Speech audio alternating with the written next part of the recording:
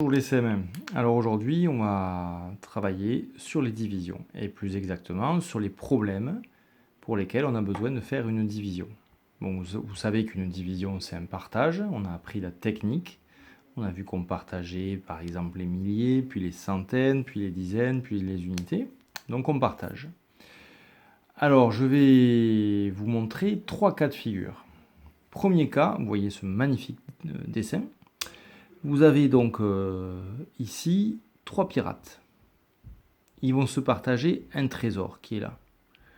Ce trésor contient, on va dire, 1800 pièces d'or. Donc la question va être combien de pièces d'or va avoir chaque pirate. Donc pour ça, je vais donc distribuer ce trésor aux pirates. Alors je pourrais en donner une chacun, etc. Faire donner une. Ça va être long. Comme ça va être trop long, on va faire une division. On va faire 1800 divisé par 3. C'est-à-dire que je partage mes 1800 pièces en 3 parts. Premier pirate, deuxième pirate, trois pirates, troisième pirate. Donc là, en fait, c'est un partage. Et la division va permettre de trouver la valeur d'une part. Combien il y aura, combien une part fera. Donc là, ça fera 600. Donc chaque pirate aura 600 pièces. 600 pour le premier, 600 pour le deuxième, 600 pour le troisième. 3 fois 600, 1800. Alors, deuxième cas de figure, on va chercher le nombre de parts, ce coup-ci. Pas la valeur d'une part, mais le nombre de parts. Alors, exemple, on a 420 œufs.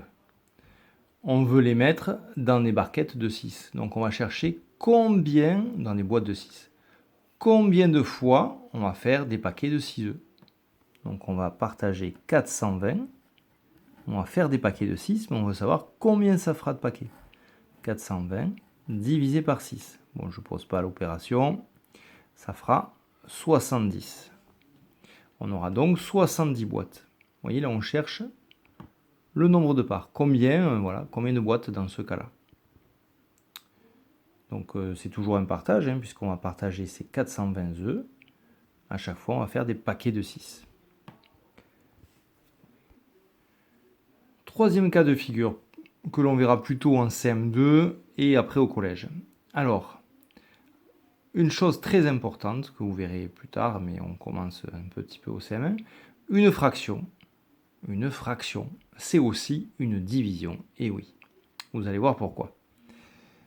Prenons ce problème. J'ai 15, je vais donner à des enfants, j'ai 15 enfants, 15 élèves par exemple, et à chacun je vais leur donner un tiers de gâteau.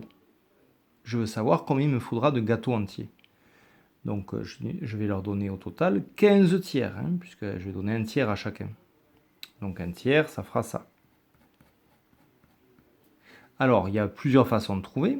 Première façon, je vais chercher un tiers, 2 tiers, 3 tiers.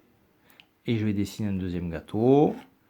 Je vais chercher un tiers, 2 tiers, 3 tiers, etc. Hop, je fais ça rapidement. Voilà, 1, 2, 3, 4, 5, 6, 7, 8, 9, 10, 11, 12, 13, 14, 15. Donc, j'ai mes 15 tiers là. On voit qu'il me faut 5 gâteaux.